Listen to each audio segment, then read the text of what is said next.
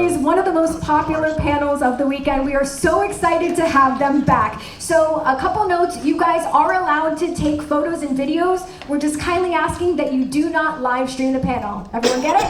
Good to go? All right, so at this time, we're gonna bring out your moderator. He is the show director of creative development. It is Ramon Paradella.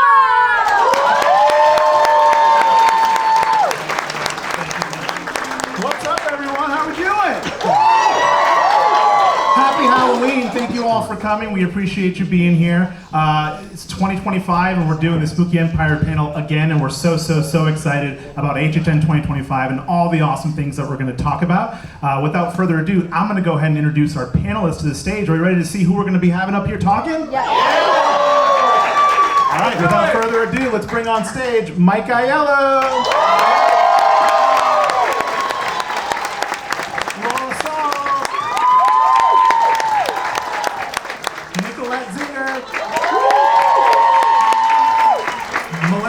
Patrick,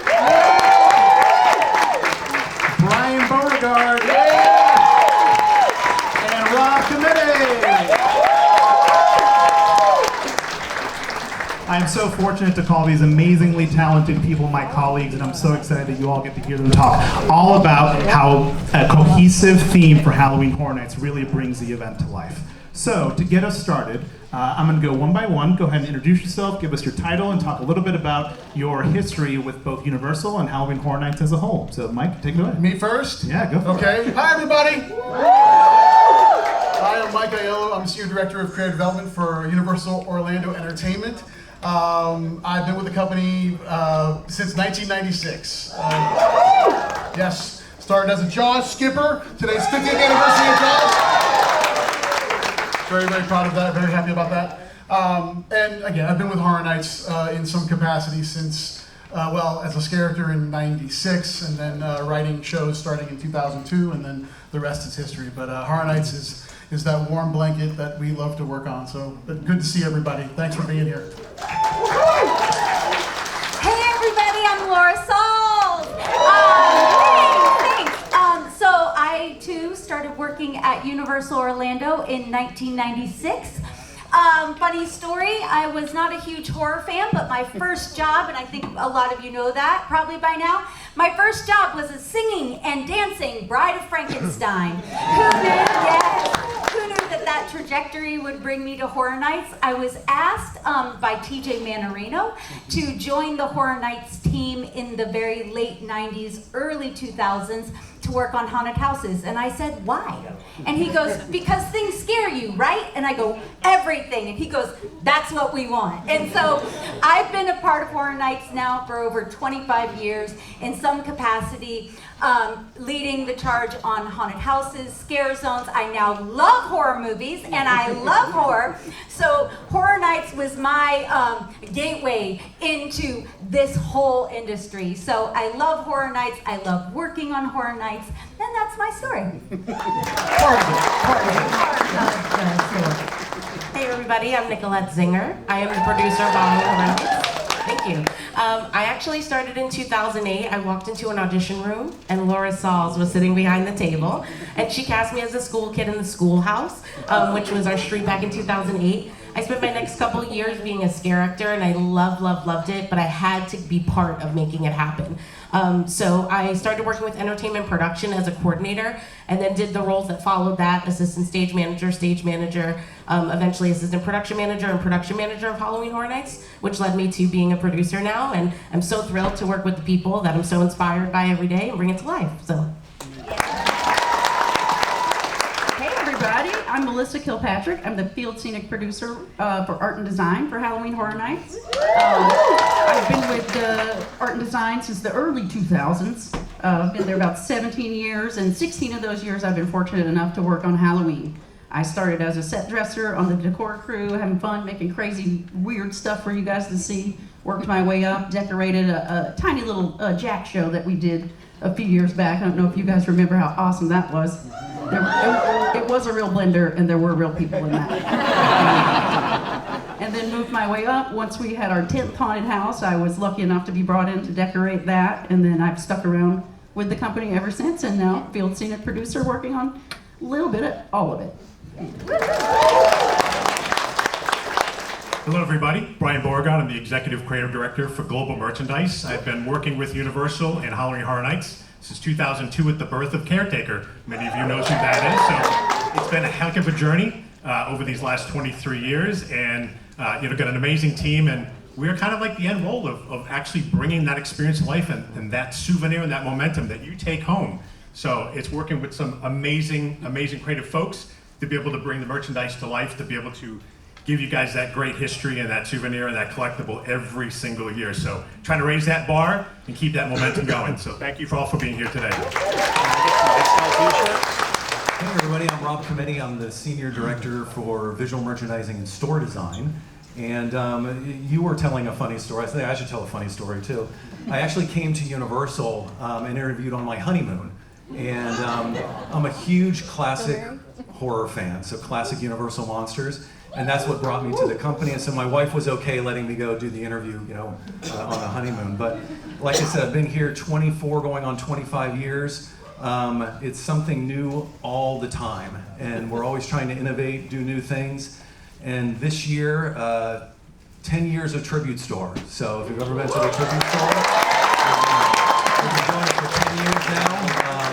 And it's been a blast. And we're so excited to work with a team like this, and extend the retail experience into the overall experience of Horror Nights.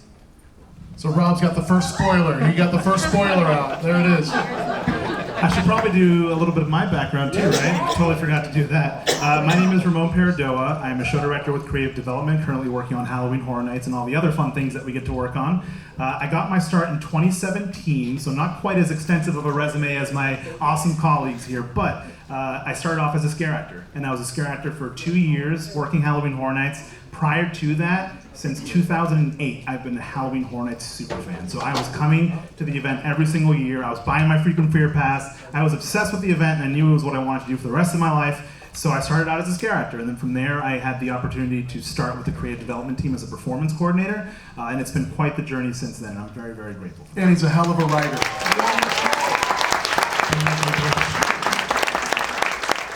Okay, Mike, I'm going to go ahead and start with you. Oh no. Here we go. Talk to us about the importance of a cohesive overall theme for Halloween Horror Nights. Sure, yeah. First, quick poll. Who's been to Horror Nights? Who's never been to Horror Nights? It's okay. It's okay. I love that there's hands. There's a baby. Is that a real baby? Is the baby coming this year? It would not be the first time we've had a baby at the event. That's awesome, because here's the thing. The great thing about Horror Nights, and everyone that's been before, which is most of this room, the thing that we all pride ourselves on is that we're transforming the event every single year. That is something that we have held to in almost every single year. A couple years we had maybe a house or two that were the same. American Wealth in London was one of them.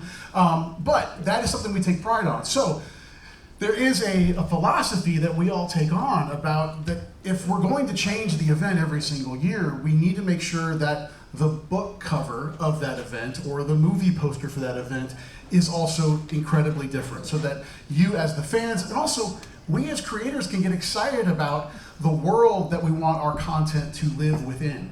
And over the years, there have been all kinds of different variations on what anyone would consider the overall theme. And I know as fans, because I read everything, they also have opinions on overall thematics and all of those, everything that goes into that. So over the years, there have been all kinds of different categories that we've taken on. Some years have been icon-based, where there's an icon character, Jack, leading the charge, therefore an environment exists that the event lives within, his circus, his carnival of carnage. Oddfellow, another great example, where again, the event itself is able to take on those textures led by Oddfellow, or that character. Then there have been years where the IPs themselves, or some of the collection of IPs, because those are the ones that are marketed nationwide, also on both coasts, that there's a texture there that we know we could lean into. The 80s was a texture we did, I think, in 2019. Yes. It all goes together at some point, gang. You guys know more about each year than I do at this point. This is a mess up here, gang. I'm just telling you that right now. So the 80s, we knew we had Stranger Things that year. So the idea of being able to house the event in those 80s textures, neon, even the soundtracks, all of that kind of lived there. So it's important for us to kind of, when we're starting, define what kind of thematic do we want for this year. So for 2025, what we've decided to do is take a kind of a step back in what is horror? What are the beginnings of horror? What are the textures that come to mind when you think about the initial horror feel? And Gothic textures come to mind. Stained glass, vines, gargoyles. I'm gonna start saying things that aren't true to see if it's good. This was an exercise that Laura and I took on, and initially just trying to examine how we wanted to kind of attack this year. And when those textures started to combine, and we'll get into this a little bit as we go down the line, we bring in our partners to kind of talk about these textures a little bit. And a place that we have identified as the house or the environment our event lives in this year is a place called the Conservatory. I'll stop there. I'll stop there. We got a lot of panelists, people. We got a lot of. This is only an hour, okay? Awesome, thank you, Mike. Laura, when thinking about an overall thematic, talk to us about how this year we are working to infuse that overall theme into different aspects of the event throughout the park as a whole. Yeah, so when Mike and I were talking, and the whole team were talking about this overall thematic, and we've been talking about it for a year, right? Looking at these Gothic textures, we really, this year, more than ever, really wanted to fully immerse you as our guests in this overall thematic. So as soon as you cross through those turnstiles, you are going to be hit with those Gothic tones and textures.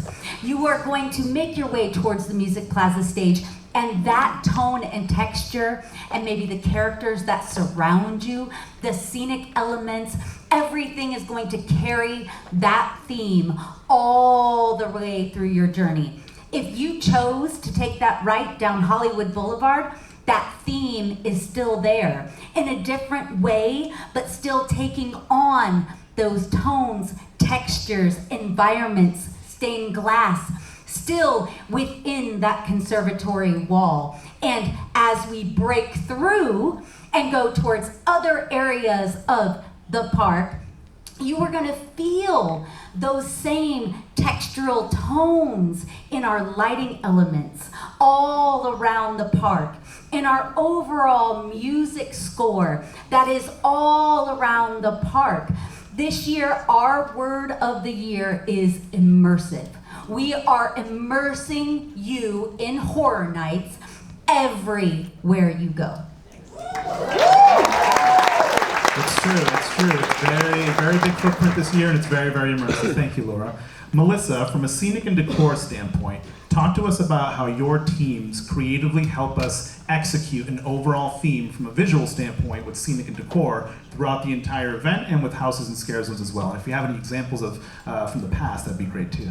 Well, sure. We touched a little earlier about a character maybe you guys liked a little bit, Dr. Oddfellow.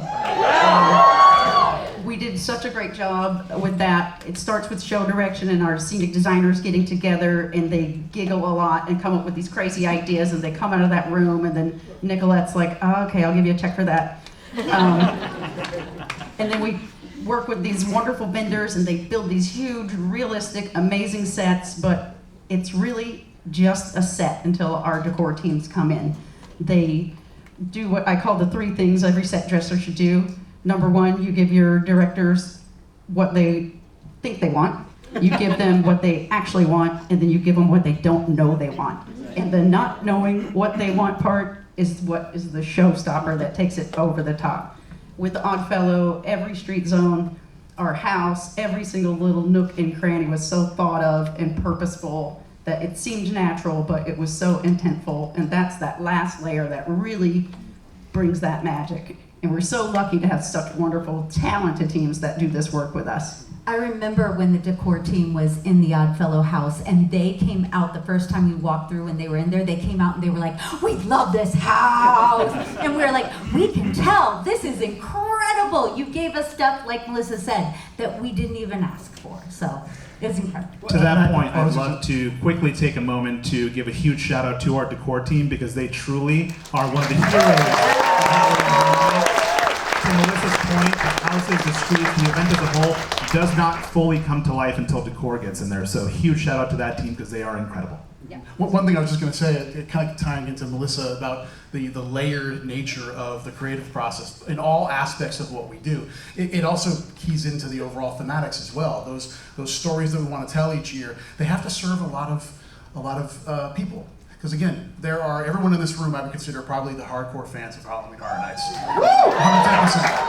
110%. And that is the audience that we are thinking about constantly. You have no idea how often we bring you up in the best ways as we're doing these creative brainstorms. It really is about dissecting what we did. That's the true other great thing about it, is we get to do it again every year and try and figure out what did we do great, what didn't we do so great, and how can we improve those things. You all are thought about so much in this process. At the same time, we have to be able to design content that is for the person that's coming to the event, maybe for the first time, that wants to grab a beer and go into a haunted house. That's all they want to do. They just want to get scared and leave. We have to think about that audience as well. So as we're developing these stories and these textures, it has to serve all of those masters. You know, we're able to, I'm gonna use some marketing terms, the waders, those are the people that only go this deep in the water, right? And us in here, we're underneath holding our breath for 2 minutes, you know, but maybe trying to get to 3 minutes if we can. You know, so we're constantly thinking about that barometer as we're creating all of this content. Yeah, absolutely, absolutely. Nicolette, on the entertainment production side of things, talk to us about how you and your teams help us take these ideas from concept to reality to make them logistically achievable. Yeah, we think of ourselves in entertainment production as the how group, right? We like to leave the really cool ideas and ideation and creativity to these folks. So that we have the time to figure out how to make that happen. And we have to think about it from a lot of perspectives. A lot of times we're trying new things, like Mike said, you know, we're always trying to push the envelope and do something new. So a lot of times it says, let's go out and learn about some industry things that are happening out there. What's the latest technology? It's on us to kind of learn and share those learnings with these folks. Sometimes it's R&D in-house. We may gather all of our great creative minds in our technical entertainment team, our decor team, our scenic team, and say, let's all grab together, let's have a work session, let's figure out how we can make this happen, and who's gonna take each avenue to kind of navigate that. Then there comes with the logistics. How long is this gonna take? How much is it gonna cost? How do we get there? How does it impact our guests? How does it impact our team members that are gonna actively go out there and bring this to life? So we have to think about all those pieces, but we like to think of ourselves as like that hub of information. We take the really cool creative idea that we get so jazzed and passionate about, and we're driven by the want of wanting to make that real for all of you out there. So it's really about that and figuring out how we make that happen for you. Talking about heroes, absolutely the entertainment production team, because like Nicolette said, it would not be possible without that. So huge shout out to your team as well. Thank you so much. Laura, talk to us a little bit about, when we have an overall theme that's pretty fleshed out, how we share that vision with different departments and our partners in different areas of Universal Orlando. Yeah, so once the show direction, scenic team comes together and kind of figures out that story and what scenically we're gonna put out there, we definitely go to production. Production, this is one of the coolest things that I think Dan Shaw said to me once that I will never forget. Production's like a snowplow. If you want it, we're gonna plow that snow out of your way to get there. And for me, growing up in Ohio, I definitely know what a snowplow is. Rob Cometti also grew up very close to where I grew up, and we found this out after we started working at Universal. But they will, production will kind of get us in the room with our technical designers, our audio designers, our effects designers, our lighting designers, our character designers. All of these designers come together to look at this narrative story that our show direction team has come up with, to look at these scenic elements that our amazing scenic team has developed, and how we integrate all of our technical design, character design into one cohesive story. So it is definitely a partnership within entertainment. But then we go outside, and outside of our division, this Halloween project just gets bigger and bigger and bigger as we grow. We work hand in hand with Brian Beauregard's team. As soon as we have character designs approved by senior leadership of entertainment, those are getting shipped off to our merchandise team, who creates amazing content for all of our merchandise. As soon as we have any of our content figured out in our Scare Zone programs and what overall content is, we send that to Rob Cometti, so his visual merchandise team understands what it's going to take for the tribute store, for all the other areas that they have to affect throughout the park. It's just, once that happens, then we get with our marketing teams, our PR teams, our social teams, our podcast teams, like every division, our food and beverage teams, our operating teams, not entertainment operations, but our attractions operations teams. This event just grows and grows and grows as we go. And these partners that we have, not only on stage, but some of our partners are out here today. Other partners are back in our food and beverage location testing out the new food for this year. We have our entertainment operations partners constantly going through our haunted houses to help us figure out how to move people through them, but also maintaining that scare quality and the scariness that we develop. So it's just an amazing collaboration of so many, eventually hundreds and thousands of individuals to put on this event for you all. Yeah, very well said, very well said. To that point, Brian, on the merchandise front of things, I for one love my HHN merch. I'm sure all of you do too, right? Talk to us about you and your team's process in infusing overall thematic, overall themes and textures into the design approach for merchandise for Halloween. Absolutely. So just echoing what Mike and what Laura said is we start really early in merchandise, almost earlier than everybody, because we have some crucial deadlines based on production. So we have to start early. I look back at some of the original concepts that we had and some inspiration was last September. And that's probably some of the earliest we've actually started. So there's a core of us, a nucleus of creativity, where we start brewing, we start throwing stuff up against the wall to see what sticks. Because there's a lot of different ideas that come out of it, but how do we narrow it down? So that's like the big question is, what are we going after this year? How are we telling the story and how are we bringing it to life? Merchandise is just one extension of that. So we start extremely early. We partner with all our IP partners as well. So there's a lot of different dynamics that go into the process that we have to kind of bake into the design, the whole design calendar. So that's kind of the challenge. But what we want to do is we want to make sure that we're in sync with all the other departments as well, to make sure we keep bringing up that word, cohesive, all aligned. That's so important to be able to bring the merchandise to life. We're always pushing the team. My team is out here in the audience someplace, but it's kudos to them because they're really thinking outside of the box, and we let them run and get a couple ideas of all kinds of unique content and see what really works. So then we hone in on that, and then we work with Mike, we work with Laura, we work with Rob to make sure that everything is buttoned up and that texture is just seamless across the board. So it's a great challenge because every single year we have to come up with different looks. We don't like to recycle. So that is the big challenge, is what haven't we done before and how does it mirror what everybody else is doing for the event? So yeah, it's a pretty lengthy process, but it's an awesome creative process. And that's where we get to where we are today, merchandise-wise. Awesome, thanks Brian. Rob, we all know and love the tribute stores that you and the visual merchandise truly incredible work that you all do. Talk to us about your process on the visual merchandise side of things when conceptualizing the theme for a tribute store that ties into the overall thematic scene at Halloween Horror Nights. Sure, I can go into that. Before I go, I want to talk about that nucleus you just talked about, that creative nucleus. Imagine a bunch of HHN horror fans getting into a meeting every other week and just talking about Halloween and horror stuff. And it's a lot of fun. You know, I spend time picking out the different toys that Mike has added to his office each week, and we are all just huge fans. So it's a great pleasure to work with this team. Like you said, we started August of last year talking about this year's theme. So as far as our process, it's very similar to what everyone has already said on the panel. Ours, like this seating arrangement, ours kind of comes later in the game. So after the creative is done, really it starts to kick in once Brian starts sending me the reference images, and once we get the loose sketches and everything of the merchandise, because almost like, think of it like a movie. And we've all seen those movies that there's either a scene or an actor that really doesn't fit in the movie and it kind of throws everything off.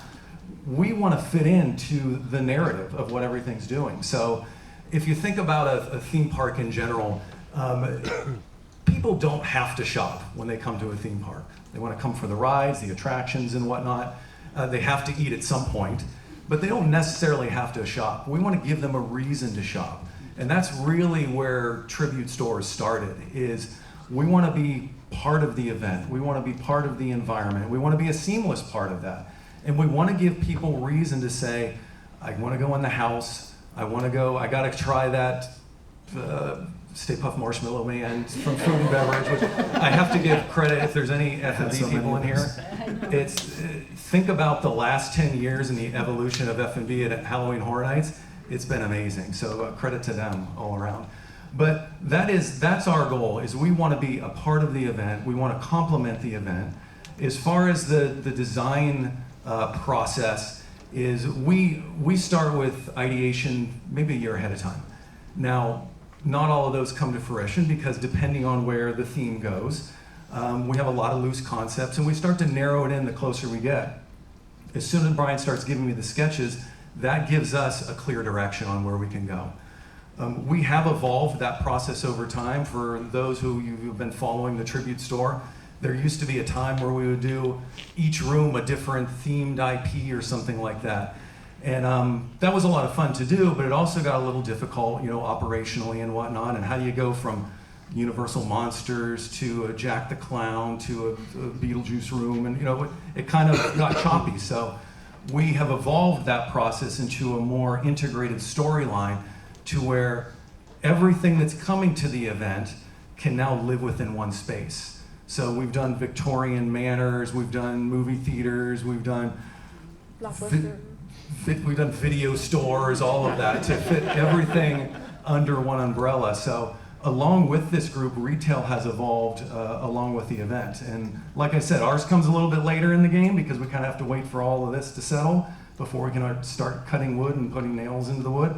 But it's an amazing creative process that we have laid out here. Awesome, thank you. Before you do another question, my watch is going off like crazy. Every third is a social media something about we're revealing something at the end of this panel, and we're not. I just want to say that right now. We're not revealing. Sorry, guys. Yeah, it's been going crazy. Like I can't even listen to what people are just like. You're gonna reveal something. Reveal something. Well, the good thing is nobody was expecting it. No one's expecting a reveal.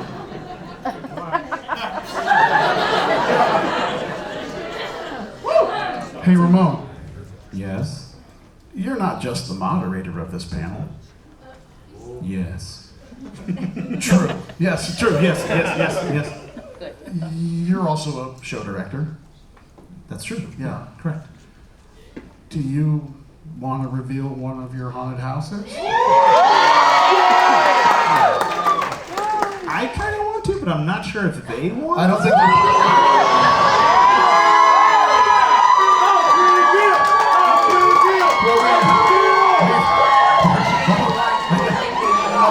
So we definitely didn't prepare anything. No. Strictly decor. But I think you're right. I do think that we officially announced the first original haunted house for Halloween Horror Nights 34 right now. All right. Without further ado, it is my honor to announce the first original house for Halloween Horror Nights 34, the tragic ghost tale of a tortured artist consumed by evil, El Artista, a Spanish Haunting.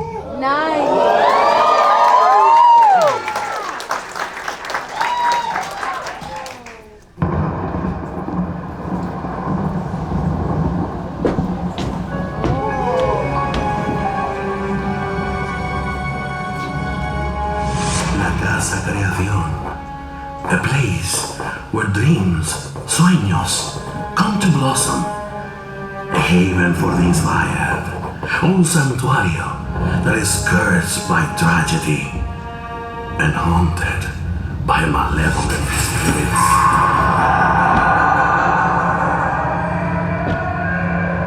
A forsaken void that calls out to the tortured artista with ill intent.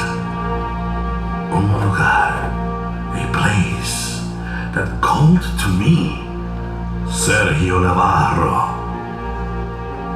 With each passing day, their whispers grow louder. Sus susurros se hacen más fuerte. I feel them looming over my shoulder as I work, eager for their ghastly forms to be painted onto the canvas. And I can't resist. No puedo resistirlos. Tonight, los muertos, the ghosts, are more restless than ever. And my art, mi arte, will imitate their death.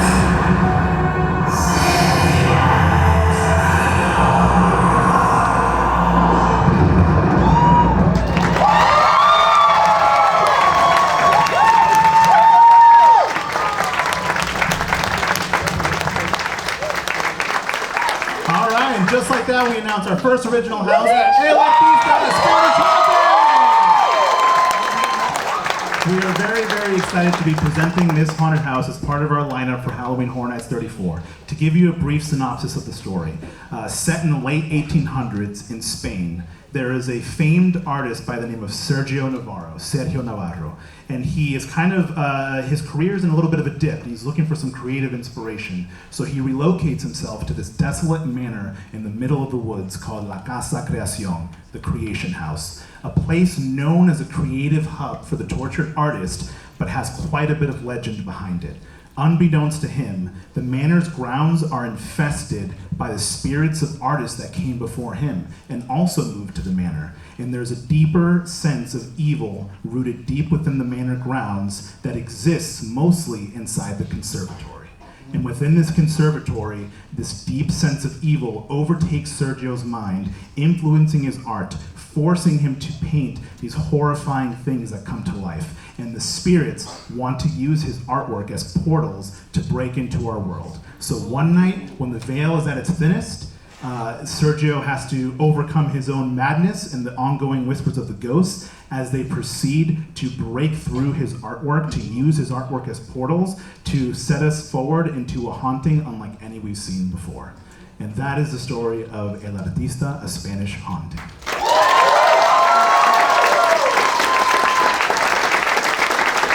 Getting the opportunity to work as the show director and writer of the story of this haunted house is the honor of my career, especially as a Latino, for all my Latino folks out there. It is a completely original tale that we're getting to tell. Sergio's story has never been told before. We're so excited to be presenting it. So many incredibly talented people came together, treated this project as a passion project. I want to give a shout out to my scenic design partner, Dylan Kolaf, who is a mad genius. Stephanie Masco, our character designer, Emily Blumenauer, our costumer. So many incredibly talented people came together to present this story, and I'm very grateful for their partnership, and I cannot wait for you all to see the fruits of their labor. Before you go further, it's interesting to note, because we talked about overall thematic as well, and I think this is an important detail in the ways we can tell our stories. So again, we told you we all got together and figured out what's the tone and feel of the event. We defined those textures, and then we go to the team and define these textures to the team, and what comes out of that? Something like this. So, and then this actually backs back into some of the textures that you're going to see into the event. Not to say that this is the story of the event, but maybe to say that the event takes place within this story. Yeah, absolutely. And the idea of horrifying paintings and artwork coming to life, that theme carries through too, and how we're executing that overall theme throughout the event. We've announced the house, talked about the story a little bit. Do you guys want to see some behind the scenes content of the house? Well, luckily we have this awesome keynote presentation that's going to show you some behind the scenes imagery, coincidentally enough. So the very first thing I'd love to talk about is the characters of the haunted house, right? So obviously we started with the character of Sergio. We wanted to ground him in some reality. We wanted to make him a really prominent character in the story because it is his story. So when it comes to the character design for that character, because it's set in the late 1800s, because it's set in Spain, we drew inspiration from all those textures to create and conceptualize his look, which is really, really cool. But then we have all the aggressors and the entities that are coming for Sergio, right? So when we knew we wanted to tell a ghost story, we wanted to really run the gambit on the different kinds of creatures and attackers we can see within the environment of a ghost story. You have spectral entities, right? Apparitions of ghosts that belong to the manor, the artists of the past. But then we wanted to play with, well, what if we had some creatures that were poltergeist creatures, right? Creatures that possessed Sergio's artwork and came to life and used his artwork as vessels for themselves to have tangible bodies as opposed to just being spectral entities, right? So the character design, again, huge shout out to Stephanie Mascow, Emily Blumenauer, and our entire character designer team who came together to present some really unique characters that we're featuring in this haunted house. Some of the mask designs, I'm not sure if that's one of the things we're showing you. Yeah, you're doing just fine. Great. The mask designs are just incredible, and the costuming to complement it is just absolutely stunning, and I cannot wait for you all to see it as the story unfolds in the haunted house. Also, from a scenic standpoint, this house is just absolutely stunning. It is absolutely beautiful. Again, shout out to Dylan Kolath, our scenic designer. He was a designer of a little haunted house we know and love called Dead Man's Pier. And another one was Blood Moon Dark Offerings. So he's got quite the resume as well. And truly, you feel like you are inside this haunted Spanish manor. When it comes to the textures, we're seeing that Gothic stained glass feel throughout, but you're also, there's some Spanish colonial textures in there too, since it's set in Spain. So it is just beautiful in every kind of way, but don't be fooled, it is just as horrific as it is beautiful. With that in mind, talking about scenic, Melissa, I would love to throw it over to you. Talk to us a little bit about the scenic process for this house, kind of what Dylan went through and seeing it from concept to reality. Yeah, well, Dylan, not only is he just a great human and amazing to work with, he loves architecture. Particularly, he was so excited to get to work with Spanish architecture. Gaudi is one of his favorites of all time. So he was really able to take his lifelong love and something he was passionate about and infuse it into this house.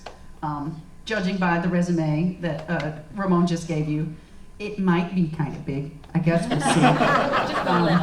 But really, it came with a story. They came with the story, and then Dylan just did this great job of building this. I don't want to give too much away, but just building this amazing space for this tale to unfurl.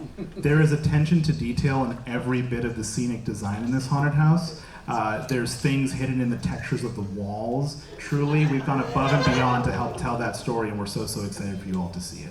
There's no nook, no cranny, no place in this house that wasn't thought about, and you guys are gonna hopefully love it as much or more than we do. Laura, I'd love your thoughts on the scenic design and the execution of the house from a physical standpoint. One of the things that I'm so excited about within El Artista Spanish Haunting is the graphics that you will see if you pay close attention as you are walking through this house. The story of artists who were striving to find their passion again as artists come to this house, this Spanish manor, and they're being possessed, and their works of art are being possessed by these haunting and these other artists that came before them. What I love about some of the works of art that you're going to see as you go through this Spanish manor is that their works of art are going to come to life throughout all of the event. So if you pay close attention, if you go on the Unmasking the Horror tour, Definitely recommend. that Lights On tour, you might see some of the artwork that our graphic designers so brilliantly put together that kind of show some of the other things within our event. Absolutely.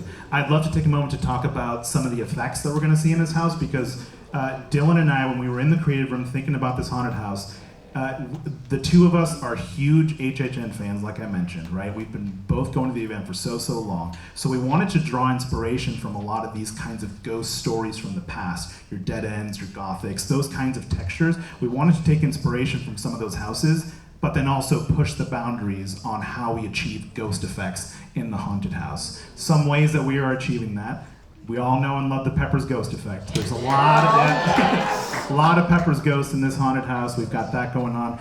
You're gonna physically see ghosts trying to burst through paintings, pushing through the canvas of paintings, and you may or may not see ghosts walking through walls. Can't confirm, but maybe.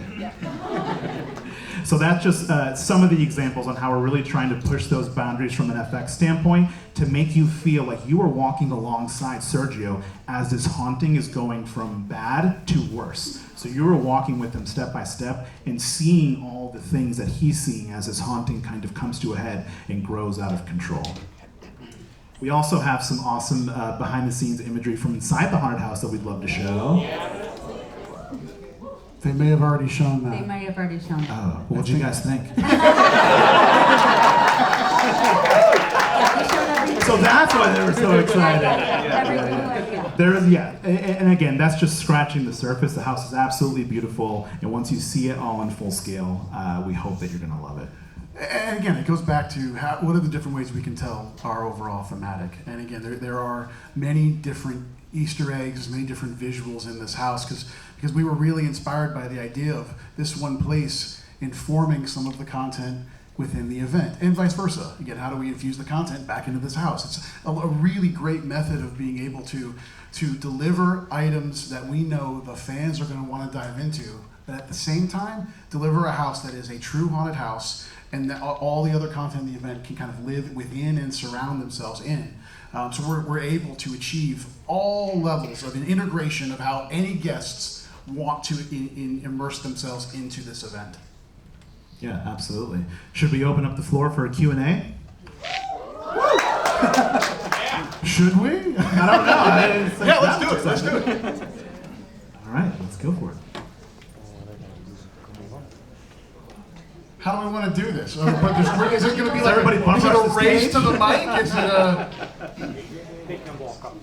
Oh, they can walk up to the mic. Okay. Great. All right, Charles, move out of the way. Charles Gray, everybody. Does anybody have any Yeah, questions? they're coming up. This is funny. Yeah, there's like, Amazing. Hi. hello. There you go. We'll try and take as many as we can. I know we're done at 6, so we'll try and do as many as we can. So keep the questions easy. So I really love like themed entertainment as a whole, and like Horror Nights is like an extension of that kind of. And would you feel like starting as sort of a ride designer could lead to sort of scenic Horror Nights sort of thing? Because I know like you guys kind of had like an unconventional start as like an actor, and that became creative. But do you think like in modern times, like starting as a ride designer could lead to house position sort of thing? I totally think so. One of our scenic designers who has worked on haunted houses before, he works on a lot of parades, was a car designer. Really? Yeah, So in you Michigan. do industrial design? So yeah, so definitely. Melissa, do you think? I think any creative who is passionate about what they do can transition to any branch of creativity they put their mind to. Yeah. So take the skills that you can learn from where you're at and apply those skills to where you want to be. Thank you. Yeah, I hope Great you question. Universal. Thank you. Thank you. Thank you.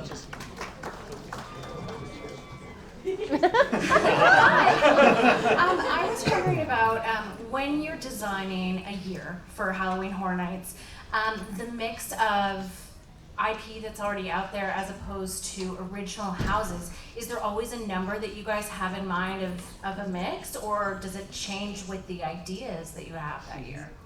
Yeah, it's never set in stone, but because it really depends on what's available to us in that year. Also, for starting from an IP standpoint, we try and split it down the middle. It's a 5 and 5 scenario. That way we're balanced in the event, because we know our fans love the IPs that we bring to the table, but they also equally love, maybe even more, the original ideas that we're able to present every year. So we want that balance to occur. Have there been years of a 6 and 4? Sure. It becomes an exercise of the business and how do we want to divide our IP versus our originals. But it's not set in stone. But if you give us the opinion, we want to keep it split. Yep. Thank you. Yeah, thanks. Hi. Like you, I've been going to the event for decades. And not only myself, but the fathers in the neighborhood have sort of a group that goes, and we go like 2-3 times a week, see a couple of houses, grab a couple of beers, and walk. Yeah. And I'm having a hard time, as a last year, keeping that group together because the frequent fear passes didn't have the express option. So, is that going to happen this year? Are they going to come back with the express option? Are frequent fear passes going to be available? I'm trying to. We are the wrong panelists for that. We're just creatives that know nothing. Sorry. But I can do this. Let me take your question, and I can take it to whomever. Before you leave, give me your phone number, and I will text you. It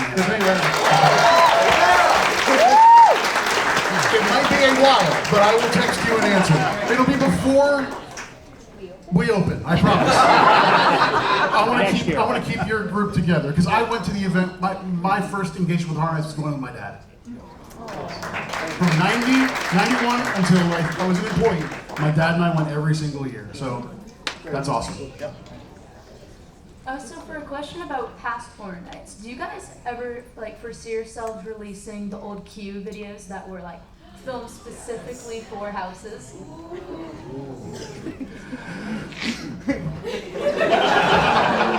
I said easy questions. We would love to. Here's the thing. There are so many legal things that go on with media. What we did back in Hellgate, Q-Line video, none of that went through legal parameters. We shot it, we put it up, and that was it. And there are a lot of different hoops. Is it always a possibility? Yes. Frankly, there's a lot of work involved with every frame of media nowadays, and getting every frame cleared. All the graphics have clearances, all the fonts have clearances, all the people in them, you've got to go back and find them and have them sign releases for public release. So there's so many tunnels to kind of crawl through with something like that. But honestly, we would all of us up here would love to have everything we create out there forever for everyone to enjoy. The reality is there's just a lot of business that gets not in the way, but a lot of hurdles that we have to kind of jump over. But like last year, we do get some opportunities, like with Slaughter Cinema, right? Where shout out to Charles Gray, we got to write and direct all these awesome short stories to present to you all in the queue. So every now and then we do get those cool opportunities to create some curated content, which is awesome. Yeah, well, we love to do that. It's about really, can we show it after the event's over? That's the hard part. Wonderful, thank you. Thank you. Thanks for the question. So as most of the people here, I've been going to Horror Nights for a really long time, and I've noticed that there's only been a couple that have been in Islands of Adventure. How often do you guys talk about that? Has that ever... I've had this question before. I'm sorry, I feel like I'm hogging this Q&A.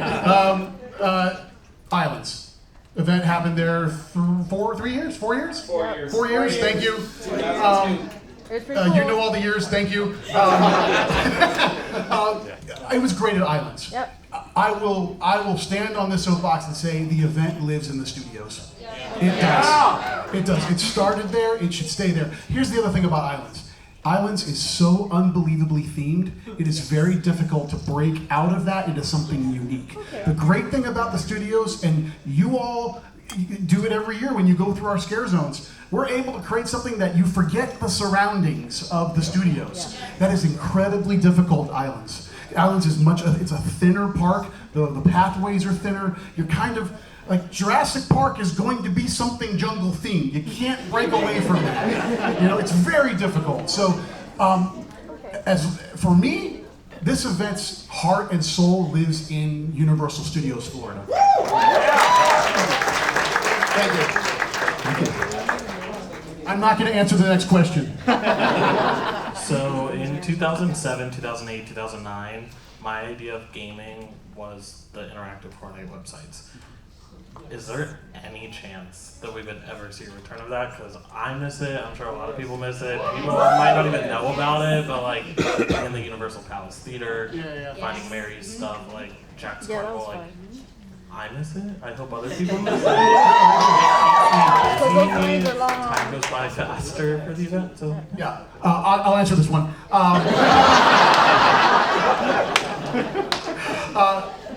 100%. We love it too because it's just another way we can tell our stories. Things change. Things change. There are new methods, and I will tell you, we are in meetings, and we're not driving these meetings because we have a lot on our plates. And also, you know, what the amount of work that goes into this event has exponentially grown. Where the same team that was designing the event was also designing that website, and everything that goes into it. That was the art and design team doing that. And it's gotten incredibly difficult to do everything. But I will say, we are in meetings because we all have these phones and they do a lot of different things. Every year we're in meetings with these groups studying and understanding what's out there that we can take advantage of that allow our stories to get told in different ways. And that's an ongoing conversation year over year to try and find the right method, both technologically and intuitively, that allows the guests to be able to take in that story. Thank you. But we love them. We love them. We help create them. We love them. I wish I could go back and like play. Hey, what's up? Hey. Hey. So I'm not answering this question. Ironically, my three favorite things on this earth are Halloween Horror Nights, beer, and music. And this kind of brings those three together. So with it being this really cool Hispanic drive, one, are we going to get like a cool like corn-based beer? Are we going to get like and three, the most important thing, are we going to really feature a true Latin legend like a Celia Cruz, a Julio Iglesias, or a Pitbull? Like, is that the house this year? Is there a Dale house? I don't know. So my first instinct is I don't know how Mr. 305 works in the 1800s. There's a little bit of a clash there. You know? I love Celia Cruz. I grew up on her too, but I'm like, this kind of feels like Sergio's story to tell. But to that point, there is Latin influence in everything you see in this haunted house. I'm very, very proud to say that the entirety of the cast is Latinx, which is really cool. Very proud of that, and shout out to Kelsey, Kelly, our entire casting team for carrying that vision through. Very, very proud of that. As far as the beer goes, I hope so. Amen. Thank you so much. Thank you. Yeah, hello there. So, one question, then one thing I want to say real quick. The question is, if we ever get a Horror Nights movie, or like a movie or TV show, what would you guys want it to be about? Oh, wow. Oh, can I have this one? I want Jack's World. Yes! I have kind of put this in the universe several times. One being to maybe a partner in our family that has a streaming network. I was like, you know, Jack is so layered and he has so many other entities with him, with Eddie and Chance and now Oddfellow. We could go anywhere with this. We can tell his origin story. We can tell Oddfellow's origin story. We can figure out, you know, tell Chance's origin story. Yes, I would love that, 100%. If and when that will happen, TBD, but we are on board for that to happen, my friend. And very quickly, I just wanted to say real quick, I'm sure a lot of people have said this, but I have some friends in this crowd. I just want to say thank you for making Horror Nights happen. This is how I found out. I love y'all. And thank you all for your hard work every year. You're awesome. Thank you. Thank you. Thank you. Okay, so I've been going to Horror Nights since '02, and so like there's a lot of original houses that I like. One of them specifically is Graveyard Games. Have y'all ever thought about it? So I was asking, have y'all ever thought about doing like a sequel to that house or any of the original other houses that y'all did in the past? We think about that every day, but right below you is Charles Gray, who wrote Graveyard Games. No, we think about that all the time. We constantly look to our past and all the original content stories we've done to kind of infuse them into new stories and new ideas. We are constantly thinking about that. Some of the moments where you get that are in anniversary years, right? We usually, for those of you who've been around for decades, you've seen this, that in anniversary years, we bring back some of our most popular OCs. So just think about that. But, because, you know, next year is 35. May or may not. I can say that I too am a huge fan of Graveyard Games. Again, shout out to Charles Gray. Yep. There is absolutely some Graveyard Games influence in El Artista Spanish Haunting. And there's some familiar effects that you might remember from that haunted house, so keep an eye out. Yep. Thank you. Hi everyone, thank you so much for being here. You guys are absolute titans in your field, and it's honestly inspiring just to be talking here. I'm a seasoned scare actor. I'm sure I'm not the only scare actor here in the room. I would love to know if there has been any feedback from your team members who come back year after year and how they go back into the houses as you're designing them. Just so your scare actors can safely scare, but also get the best out of their performance. I'll take this one. Yeah, so if you are a seasoned scare actor, I'm sure you know that we do a really diligent job of trying to hear exactly how our characters are feeling and doing.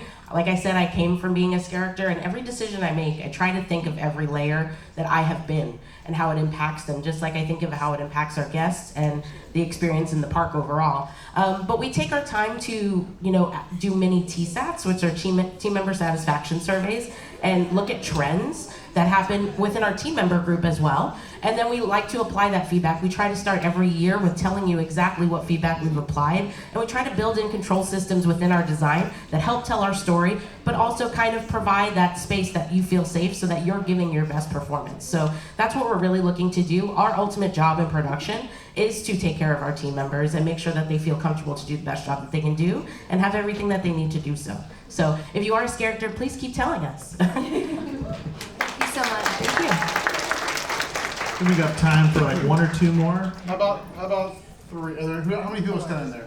Four. All right, four more questions. Here we go. Hi, I'm new to the Halloween Horror Nights scene. I believe 2025 will only be my fourth year. But one thing that I love about Halloween Horror Nights is what's not your houses, not your scare zones, so your shows. So I'm pretty sure I can speak for a lot of people here. I love Nightmare Fuel. So, without spoiling anything, obviously, how does that incorporate into Halloween Horror Nights? What might we see this year?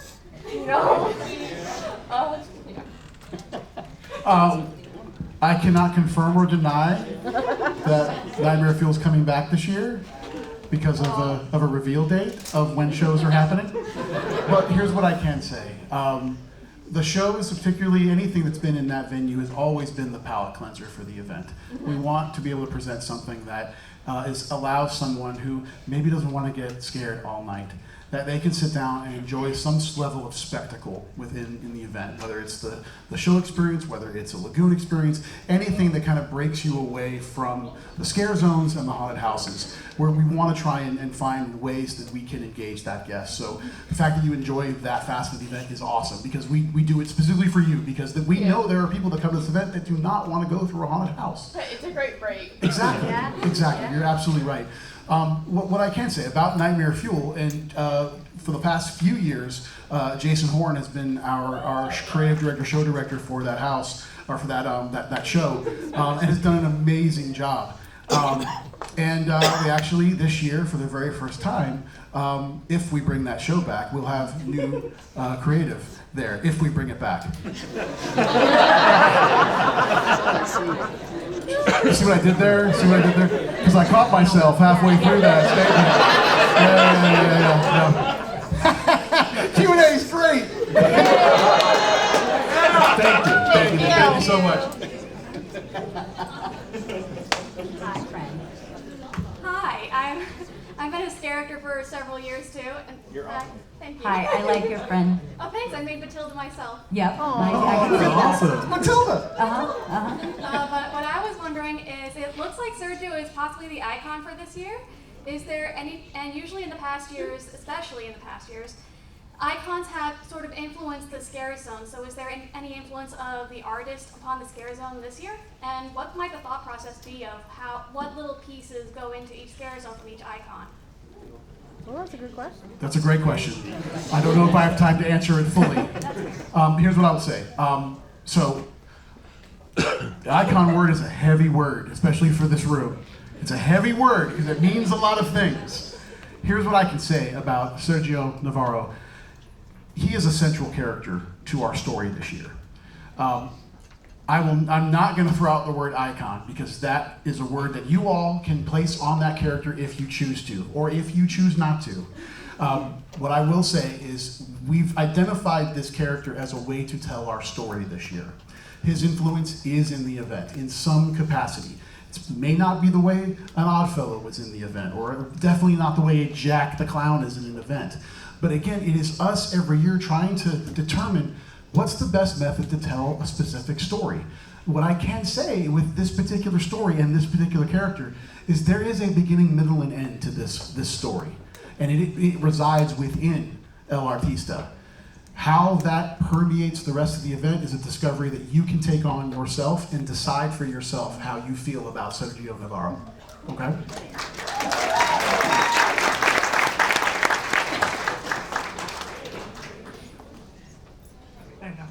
Hi. Hi. So, I've only been going to HHN for like around since 32, yeah, and I've only gotten like the full year with last year with a very awesome group of people back there.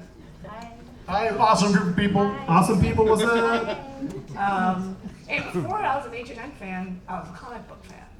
And I kind of used that to relate to like, oh, Carrie is just Gotham, but so much worse. So I'm just wondering, is like, you guys did Carnage one year. I'm just wondering, is there a possibility for anything comic book related, or it doesn't even have to be like an IP like original? Are you asking if there's a comic book that we could produce and sell based on the story? No, I mean like adapt into a house. We're always looking for new intellectual properties to adapt. It doesn't matter. It doesn't have to be a movie. It doesn't have to be, it can be anything. So yes, we're always looking for new things to put in. And yes, our original stories can be anything. So we have historically thought of a comic book style. We just haven't done it yet. The tribute store that was coming. The tribute store was coming. Yeah, we did a tribute story. Oh yeah, that's true. That's true. We love comic books, yes. Yeah. The reason I bring this up is that me and a friend of mine were just talking about a Batman house. Hey, what? Batman. Oh, Batman! I can't talk about that.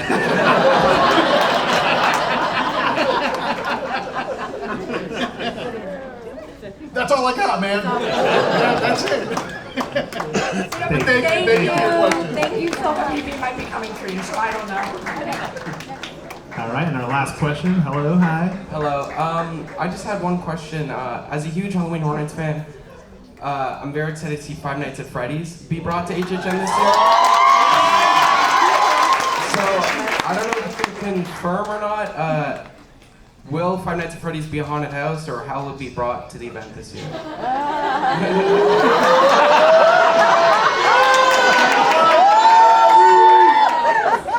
It will be there. It's gonna be there. It's gonna be there. We have announce that Five Nights at Freddy's will be part of Halloween Horror Nights on both coasts. We have not officially said how that will be a part of the event. But it will be there. But it will be in the event, and what I can tell you, it's going to be cool. It's going to be fun, and what I can tell you is it is going to look identical to how that franchise looks. Identical.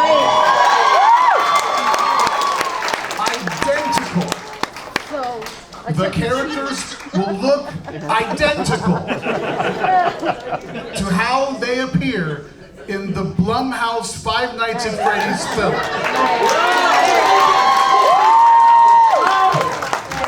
I got the thumbs up from PR. Those bright lights that came on, that was PR making sure we were staying in line. How was your watch, Mike? With that being said, thank you all for your amazing questions. Thank you.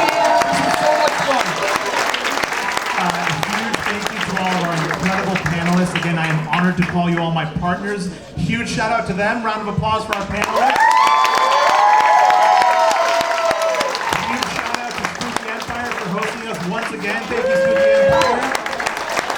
Mike, you want to give us our closing words? Oh, I just want to say thank you all for being here.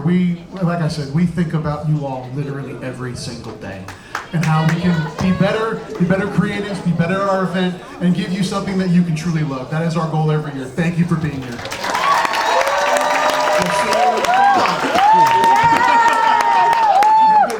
Yeah, never go. Thank you, everybody. We appreciate you.